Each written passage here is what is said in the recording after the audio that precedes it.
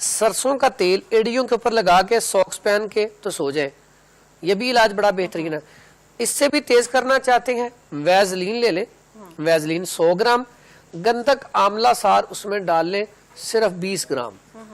अब ये आपकी मरहम तैयार हो गई है, ठीक है। इस मरहम को लगा के आपने सो जाना। अल्लाह के हुक्म से पहले या दूसरे दिन आपकी एड़ियां ठीक होना शुरू हो जाएंगी और एक हफ्ते से पहले पहले आपकी एड़ियां जबरदस्त हो जाएंगी, जो फटी हुई थी वो खत्म हो जाएगी। अब फटने का अमल इसी वक्त स्टार्ट होता है जब हम जूता कोई हार्ड पहनते हैं या हमारे अंदर ड्राइनेस आ जाती है। अब होंठ भी तब फटेंगे जैसे आप जमीन लें, कोई जमीन के, आपने कभी जमीन देखी होगी, उसके ऊपर बड़ी खूबसूरत फसल लगी हो, आप उसको पानी लगाना छोड़ दें, आप कुछ अरसे तक पानी लगाए ही ना, अब फसल झड़ना शुरू हो जाएगी और सड़ना शुरू हो जाएगी, फिर वो फसल ऊपर से तबाह हो जाएगी, जमीन को क्रैक्स पड़ना शुरू हो जाते हैं। यही हाल हमारी जल्द का। अगर हमें ऑयल, कहते हैं ना देसी घी नहीं खाना चाहिए, और डॉक्टर भी टोटल साइंस कह रही है कि देसी घी दिल के लिए बड़ा मुफीद है।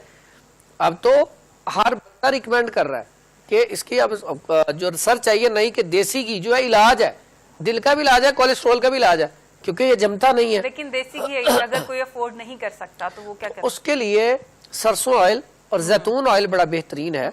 हड्डियां में अदरक, लहसुन, जीरा, काली मिर्च, हल्दी ज्यादा डाल के ये इस्तेमाल किया जाए, सब्जियां इस्तेमाल की जाए, बेहतरीन चीज है।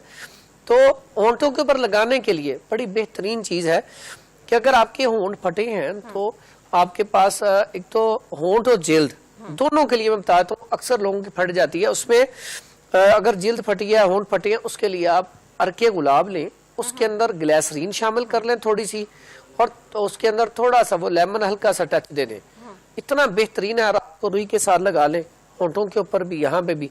अगर आप होंठों को थोड़ा सा गुलाबी करना चाहते हैं, खूबसूरत पिंक कलर आ जाए, खूबसूरत लगे, तो फिर थोड़ा सा जाफरान भी उसमें अटैच कर लें, वो जिल्द के लिए भी अच्छा है, होंठों के लिए भी अच्छा है, दोनों चीजें जबरदस्त हो जाएंगी। पिंक होंगे या परमानेंट? नहीं, वो अगर आप कुछ अरसा इस्तेमाल करें तो परमानेंट हो जाते हैं।